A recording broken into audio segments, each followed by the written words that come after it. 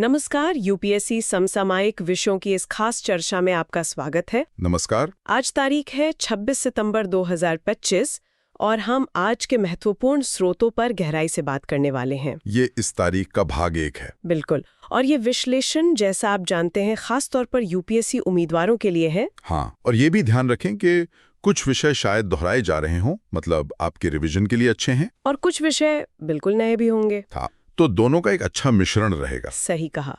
हमारा मकसद तो यही है कि इन स्रोतों से सबसे अहम जानकारी और जो भी विश्लेषण है वो आप तक पहुंचे। आज बहुत कुछ है बात करने को, जैसे चीन का नया के वीजा, लद्दाख में छठी अनुसूची की मांगे फिर से उठी हैं और एक नई ईल प्रजाति भी मिली है। काफी दिलचस्प लग रहा है। तो कहाँ से शुरू करें? चलिए चीन के इस नए वीजा कदम से ही शुरुआत करते हैं। ये के वीजा क्या है, खबरों में क्यों है? हाँ, चीन ने ये एक नया वीजा टाइप निकाला है जिससे के वीजा कहते हैं। अच्छा। असल में ये विदेशियों के आने जाने के नियमों में बदलाव करके बनाया गया है। अच्छा, और ये कब से लागू हो रहा है? ये 1 अक्टूबर 2025 से प्रभावी होगा और इसका सीधा निशाना है विदेशी टैलेंट, खासतौर पर साइंस और टेक्नोलॉजी वाला। मतलब stem, science, technology, engineering, maths. बिल्कुल। चीन चाहता है कि इन फील्ड्स के विदेशी युवा और जो पेशेवर हैं वो चीन आएं। तो इसके लिए कोई खास योग्यता चाहिए? मतलब कौन अप्लाई कर सकता है? हाँ, योग्यता तो है। मुख्य रूप से वो लोग अप्लाई कर सकते हैं जिनके पास किसी जाने माने विश्वविद्यालय या रिसर्च इंस्टीट्यूट से कम बैचलर्स डिग्री हो। हाँ। या फिर वो पेशेवर जो स्टेम से जुड़े टीचिंग या रिसर्च में लगे हुए हैं। अच्छा, तो जो पहले से वीजा सिस्टम है उससे ये कैसे अलग है? मतलब क्या फायदा है इसमें? देखिए, फायदे कई हैं। पहला तो यह है कि इसमें ज्यादा लचीलापन है। कितनी बार आ जा सकते हैं, वीजा कितने समय तक वैध रहेगा, इसमें सहूलियत है। ठीक है। और दूसरा, इसके तहत चीन में आप क्या क्या कर सकते हैं उसका दायरा भी बड़ा है। जैसे शिक्षा, साइंस, टेक्नोलॉजी, कल्चर, बिजनेस, सब शामिल है। अच्छा। और एक और बहुत अहम बात है, इसके लिए किसी लोकल चीनी कंपनी या इंस्टीट्यूट की स्पॉन्सरशिप जरूरी नहीं है। ओहो, ये तो काफी बड़ा बदलाव है। इससे तो प्रक्रिया काफी आसान हो जाएगी। हाँ बिल्कुल, ये प्रोसेस को स्ट्रीमलाइन करता है। तो सीधे शब्दों में कहें तो चीन दरवाजे खोल रहा है स्टेम टैलेंट के लिए, उनको आकर्षित करने का एक और तरीका। आप कह सकते हैं ये उनकी जो तकनीकी महत्वाकांक्षाएं हैं उनको पूरा करने में मदद करेगा। वैश्विक टैलेंट पूल से अपनी हिस्सेदारी बढ़ाना चाह रहे हैं वो। बिल्कुल। ये तो हुई चीन की बात। अब जरा अपने देश के संवैधानिक मुद्दों पर आते हैं।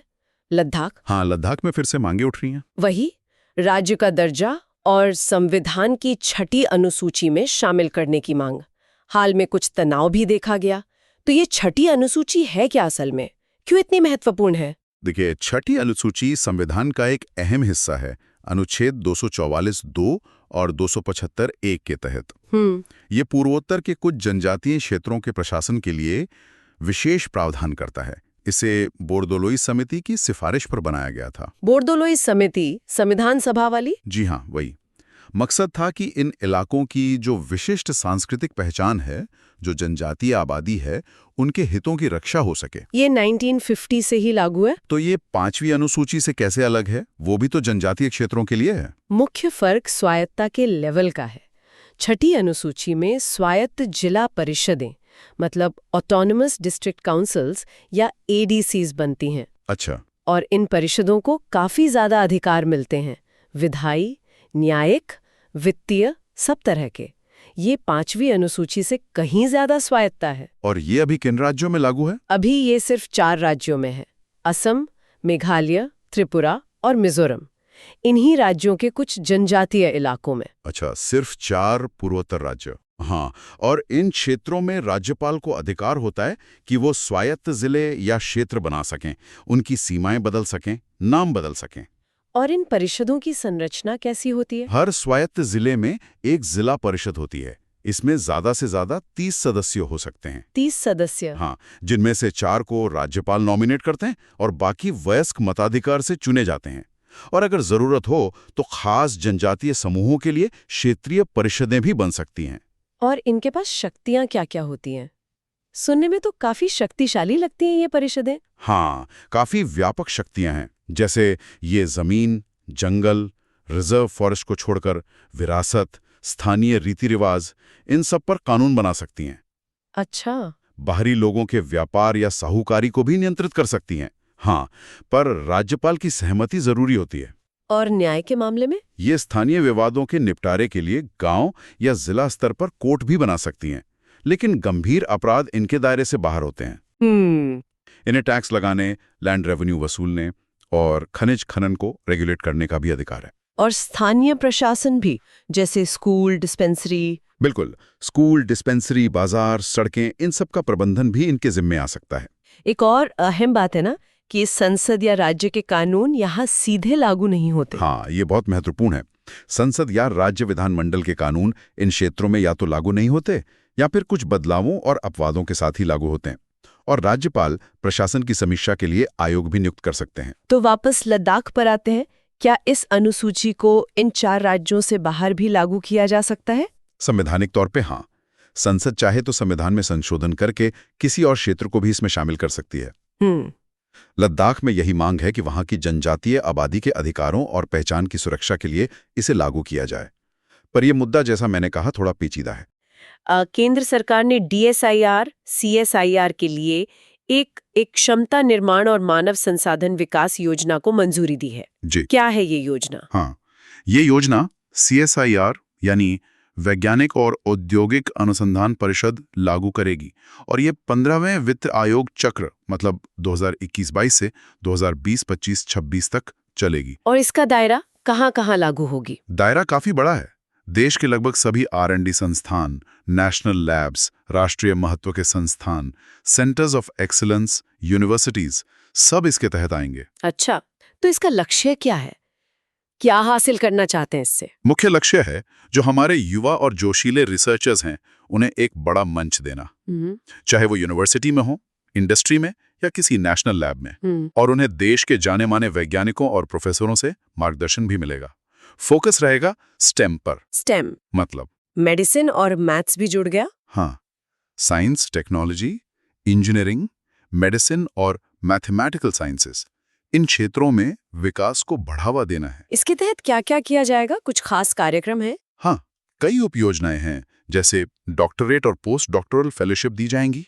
अच्छा। External research grants, emeritus scientist scheme और जो प्रतिष्ठित भटनागर फेलोशिप है वो भी इसी का हिस्सा है। और उत्कृष्टता को सम्मान। बिल्कुल, पुरस्कारों के जरिए उत्कृष्टता को पहचानना और सम्मानित करना, और ज्ञान साझा करने के लिए यात्रा और सेमिनार ग्रांट्स भी हैं। तो इस पूरी कवायद का महत्व क्या है?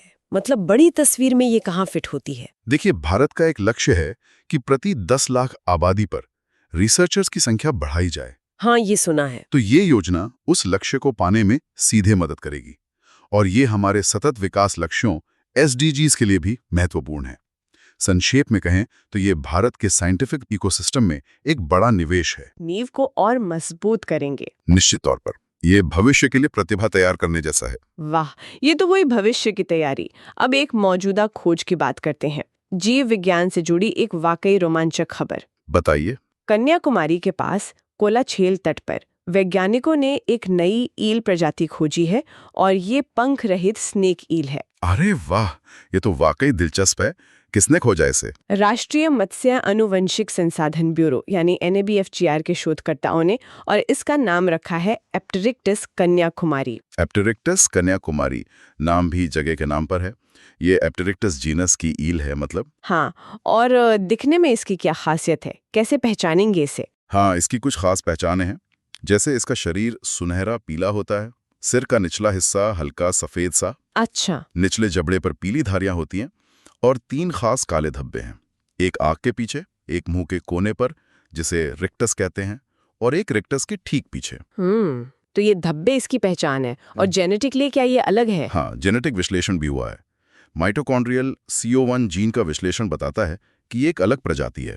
CO1 जीन ये प्रजातियों की पहचान में मदद करता है ना? बिल्कुल, और दिलचस्प बात यह है कि ये अपनी एक और करीबी प्रजाति एप्टेरिक्टस नांजिलाडुएंसिस जो उसी इलाके में मिलती है, उसके साथ मिलकर एक अलग जेनेटिक ग्रुप बनाती है। सह प्रजाति कहते हैं ना इसे? हाँ, सिंपैट्रिक स्पीशीज। वैसे ये जो स्नेक ईल होती हैं, फैमिली ऑफिजदिलाई की, ये अपने सांप जैसे शरीर के लिए जानी जाती हैं। कहाँ मिलती हैं ज्यादातर? दुनिया भर के गर्म और समशीतोष्ण समुद्रों में, खासकर उथले रेतीले इलाकों में ज्यादा रहती हैं। और ये अपनी पूंछ के सहारे रेत में पीछे की तरफ बिल बनाकर छिप जाती हैं। हाँ, ईल तो होती हैं, लंबी मछलियां।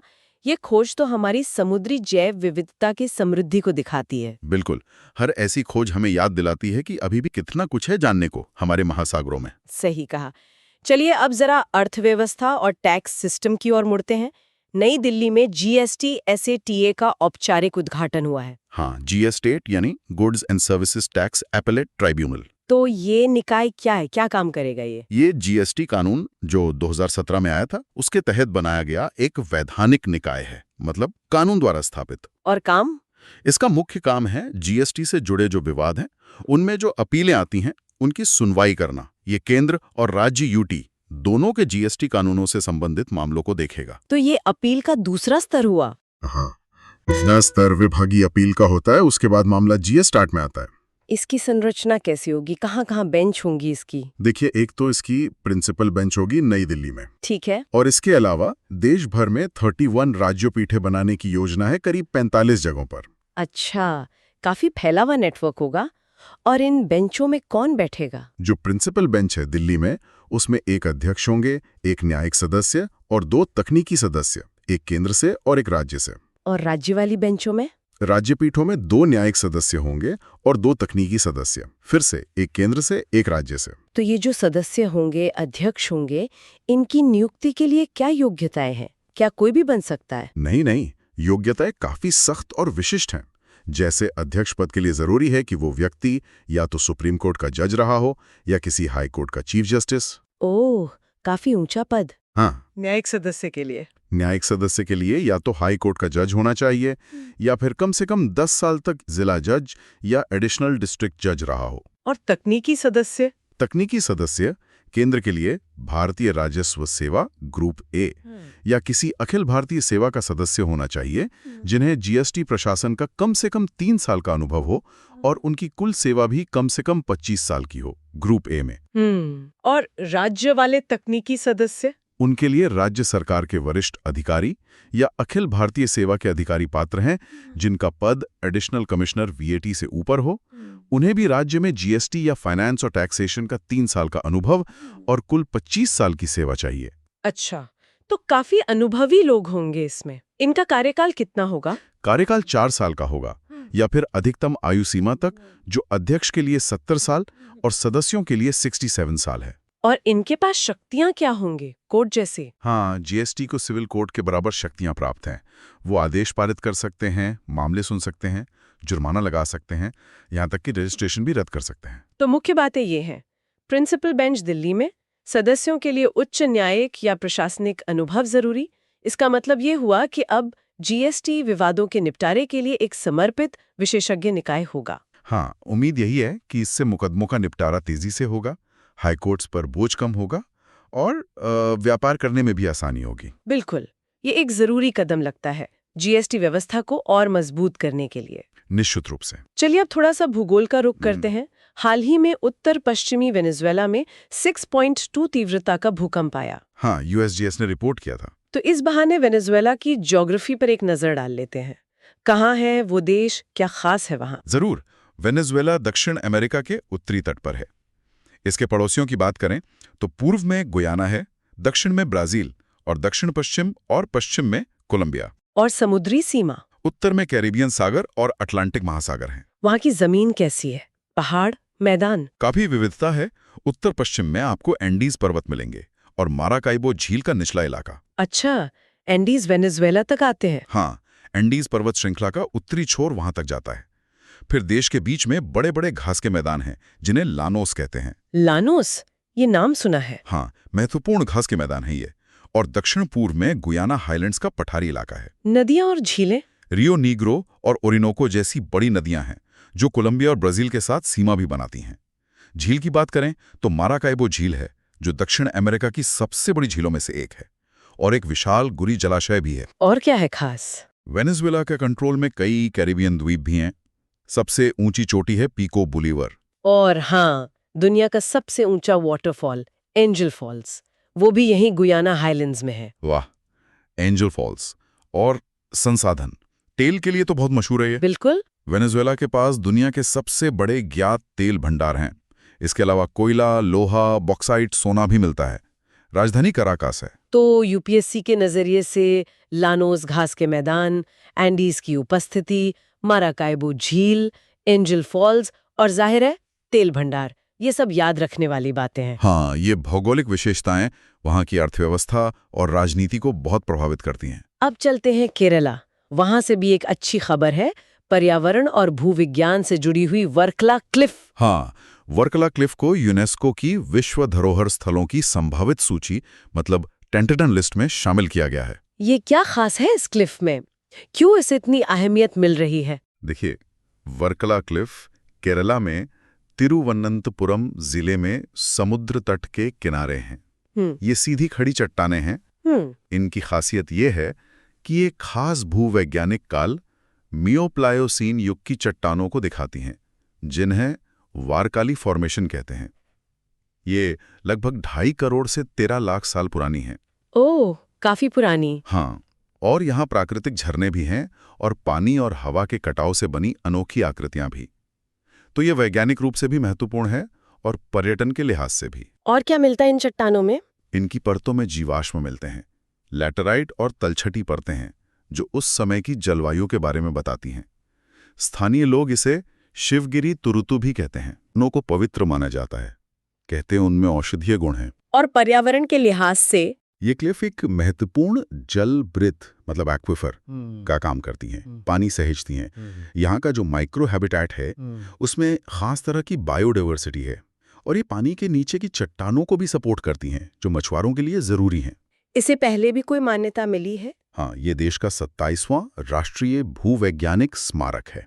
केरल में अंगतीपुरम लैटराइट के बाद ये दूसरा है। तो संक्षेप में, केरल में स्थित तलछटी चट्टान जो भूवैज्ञानिक, सांस्कृतिक और पारिस्थितिक रूप से महत्वपूर्ण है। बिल्कुल, ये प्रकृति और संस्कृति का एक अद्भुत मेल है। टेंटेटिव लिस्ट में आना एक बड़ा कदम है इसकी सुरक्षा और पहचान के लिए। जरूर। अब आगे बढ़ते हैं और बात करते हैं जल प्रबंधन की। केंद्रीय जल आयोग CWC की। हाँ, CWC, ये शायद रिवीजन टॉपिक हो सकता है कई लोगों के लिए। हाँ, बिल्कुल। हाल ही में CWC ने एक वर्चुअल वर्कशॉप की थी कुशल जल प्रबंधन के लिए प्रौद्योगिकी पर। ये सुजलम भारत शिखर सम्मेलन 2025 का हिस्सा था। तो जरा याद दिला दीजिए, CWC क्या है और क्या करता है? CWC यानी केंद्रीय जल आयोग भारत सरकार के जल शक्ति मंत्रालय के तहत देश का प्रमुख तकनीकी संगठन है। जल संसाधनों के क्षेत्र में। मुख्यालय दिल्ली में है ना? हाँ, मुख्यालय नई दिल्ली में है। इसका मुख्य काम है बाढ़ नियंत्रण, सिंचाई, पीने का पानी, नेविगेशन, जल विद्युत, इन सब से जुड़ी योजनाएं बनाना, उनमें समन्वय स्थापित करना। और परियोजनाओं का कार्यान्वयन भी। हाँ, ये जल परियोजनाओं का सर्वेक्षण, डिजाइन, निर्माण और कार्यान्वयन भी देखता है। इसका काम काफी व्यापक है। इसकी संरचना कैसी है? कौन हेड करता है इसे? इसके प्रमुख एक अध्यक्ष होते हैं जो भारत सरकार के पदेन सचिव भी होते हैं। इसके 3 मुख्य विंग हैं: डिजाइन और अनुसंधान, नदी प्रबंधन और जल योजना व परियोजनाएं। और वो ट्रेनिंग एकेडमी पुणे में? हाँ, राष्ट्रीय जल अकेडमी पुणे में है। वो केंद्र और राज्य सरकारों के इंजीनियरों को जल संसाधन प्रबंधन में ट्रेनिंग देती है। तो कुल मिलाके CWC देश के जल संसाधनों की प्लानिंग, मैनेजमेंट और मॉनिटरिंग में एक केंद्रीय भूमिका निभाता है। बिल्कुल, कुशल जल उपयोग, आधुनिक सिंचाई तकनीकें, जल संरक्षण, इन सबको बढ़ावा देना भी इसके काम का हिस्सा है। और ये सुजलम भारत शिखर सम्मेलन क्या था जिसका ये वर्कशॉप हिस्सा थी? सुजलम भारत शिखर सम्मेलन जल शक्ति मंत्रालय की एक पहल है। नीति आयोग इसमें सहयोग कर रहा है। अच्छा। इसका फोकस है जल प्रबंधन, स्वच्छता और सस्टेनेबल प्रैक्टिसेस पर। मकसद यह है कि जमीनी स्तर के जो अनुभव और विचार हैं उन्हें राष्ट्रीय नीति बनाने में इस्तेमाल किया जाए। इसके लिए देश भर में 6 विभागीय सम्मेलन हो रहे हैं। तो ये कार्यशाला और ये शिखर सम्मेलन दोनों ही दिखाते हैं कि राष्ट्रीय स्तर पर जल प्रबंधन पर कितना ध्यान दिया जा रहा है। हाँ, ये भारत की जल सुरक्षा को लेकर बढ़ती गंभीरता को दिखाता है। पानी एक महत्वपूर्ण संसाधन है। बिल्कुल। अब चलते हैं भविष्य की ऊर्जा तकनीक की ओर। पेरोव्स्काइट सौर सेल। हाँ, PSCs, ये आजकल काफी चर्चा में है। सुना है स्वीडन के वैज्ञानिकों ने AI की मदद से इनकी एक बड़ी कमी, अस्थिरता, को हल करने में कुछ सफलता पाई है। तो ये पेरोव्स्काइट सौर सेल होते क्या हैं आखिर? पेरोव्स्काइट सौर सेल या पीएससीज एक तरह के पतली फिल्म वाले सोलर सेल हैं, थिन फिल्म फोटोवोल्टिक डिवाइस। इनकी खास बात यह है कि इनमें जो परत प्रकाश सोखती है वो एक खास क्रिस्टल संरचना वाले कंपाउंड से बनी होती है, जिसे पेरोव्स्काइट कहते हैं। पेरोव्स्काइट, ये नाम कहाँ से आया? ये नाम असल में एक खनिज है, कैल्शियम टाइटेनियम ऑक्साइड CaTiO3, उसके नाम पर रखा गया है क्योंकि उसकी क्रिस्टल संरचना वैसी होती है AbX3 टाइप की। अच्छा, AbX3 संरचना। हाँ, सौर सेलों में जो पेरोव्स्काइट इस्तेमाल होते हैं वो आमतौर पर मेटल हैलाइड पेरोव्स्काइट होते हैं। ये हाइब्रिड कार्बनिक अकार्बनिक कंपाउंड होते हैं। तो पारंपरिक सिलिकॉन सेलों से ये बेहतर कैसे है? क्या फायदे हैं इनके? फायदे कई हैं और काफी आकर्षक हैं। सबसे बड़ा फायदा है इनकी हाई पावर कन्वर्जन एफिशिएंसी, मतलब बिजली बनाने की क्षमता। कितनी? लैब्स में ये 25% से भी ज्यादा हो चुकी है, जो सिलिकॉन सेलों के बराबर या उनसे बेहतर है। अरे वाह! दूसरा, ये बहुत पतले, हल्के और लचीले बनाए जा सकते हैं। सोचिए, इन्हें खिड़कियों पर, इमारतों पर, गैजेट्स पर लगाया जा सकता है। ये तो बड़ी बात है। तीसरा, इन्हें बनाने की प्रक्रिया सिलिकॉन प्रोसेसिंग से सस्ती हो सकती है। और चौथा, इन्हें सिलिकॉन सेल के ऊपर लगाकर टैंडम सेल बनाने की क्षमता है, जिससे कुल एफिशिएंसी और भी बढ़ सकती है। मतलब फायदे ही फायदे लगते हैं। फिर ये अभी तक इतने आम क्यों नहीं हुए? कोई कमी भी है? हाँ, सबसे बड़ी कमी और चुनौती है इनकी अस्थिरता। ये नमी, गर्मी या लगातार धूप पड़ने से जल्दी खराब हो जाते हैं, डिग्रेड हो जाते हैं। अच्छा, ये दिक्कत है। दूसरी चिंता है इनमें सीसे, लेड का इस्तेमाल।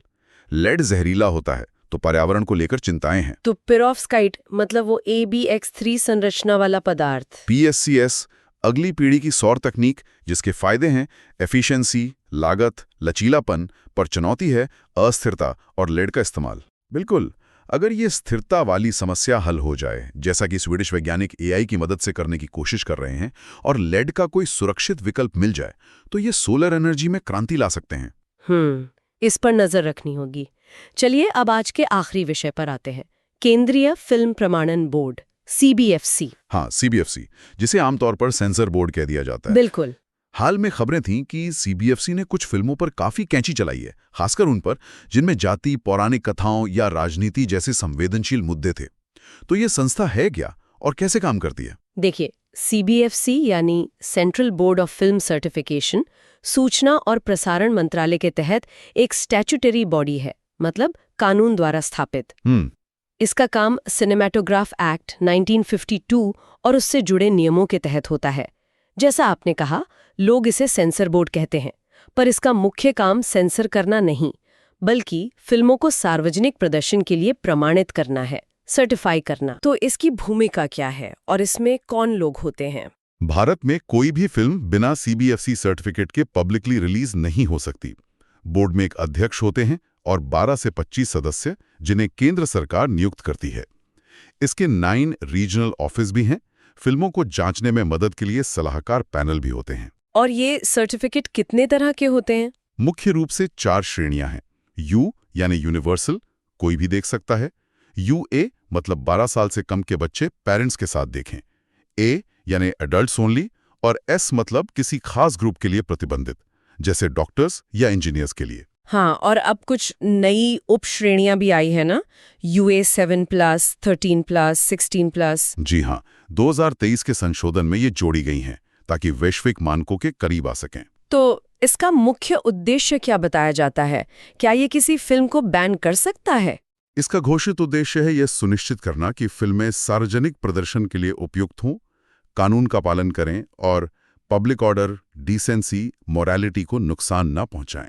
CBFC खुद किसी फिल्म को बैन नहीं कर सकता। अच्छा। बैन करने का अधिकार केंद्र सरकार के पास है। CBFC ज्यादा से ज्यादा सर्टिफिकेट देने से मना कर सकता है। लेकिन इस पे आरोप तो लगते रहते हैं। हाँ, आलोचनाएं होती हैं। आरोप लगते हैं कि ये मनमाने ढंग से सेंसरशिप करता है, पारदर्शिता की कमी है, राजनीतिक दबाव में काम करता है और इसके फैसले कई बार असंगत होते हैं। तो कुल मिला के मामला वही है, सेंसरशिप बनाम सर्टिफिकेशन, अभिव्यक्ति की स्वतंत्रता और सामाजिक सरोकारों के बीच का संतुलन। और CBFC हमेशा इस बहस के केंद्र में रहता है। हाँ, ये एक बहुत ही नाजुक संतुलन है और इसे बनाए रखना हमेशा से चुनौतीपूर्ण रहा है। तो आज हमने काफी कुछ कवर किया, तकनीक, संविधान, विज्ञान, भूगोल, शासन, पर्यावरण, बहुत सारे क्षेत्र। हाँ, ये दिखाता है कि UPSC की तैयारी कितनी बहुआयामी होती है। आपको हर क्षेत्र पर नजर रखनी पड़ती है। बिल्कुल। तो इन सारी चर्चाओं को अगर समेटें, चाहे वो संसाधनों का प्रबंधन हो जैसे पानी या टैलेंट, या तकनीकी नवाचार जैसे के वीजा और पीएससीज, या फिर शासन के ढांचे जैसे छठी अनुसूची और जीएसटी एक्ट, तो एक बड़ा सवाल दिमाग में आता है। आप क्या सोचते हैं, आने वाले दशक में भारत के सामने अपनी विकास की आकांक्षाओं और जो सस्टेनेबल और न्यायसंगत विकास है उसके बीच संतुलन साधने की सबसे बड़ी अकेली चुनौती क्या हो सकती है? ये एक बहुत अच्छा सवाल है सोचने के लिए। शायद ये संतुलन साधना ही अपने आप में सबसे बड़ी चुनौती है। हर क्षेत्र में, चाहे वो पर्यावरण हो, अर्थव्यवस्था हो या सामाजिक न्याय, इस पर विचार करना जरूरी है। बिल्कुल। एक विचारणीय प्रश्न छोड़ा है आपने हमारे श्रोताओं के लिए। आज के इस विश्लेषण में हमारे साथ जुड़ने के लिए बहुत बहुत धन्यवाद। धन्यवाद। उम्मीद है ये चर्चा आपके लिए उपयोगी रही होगी। अगर हाँ, तो भविष्य के अपडेट्स के लिए हमें लाइक और सब्सक्राइब करना न भूलें। और याद रखिएगा, ये 26 सितंबर 2025 की खबरों का भाग 1 था। जल्द ही भाग 2 लेकर हाजिर होंगे। नमस्कार।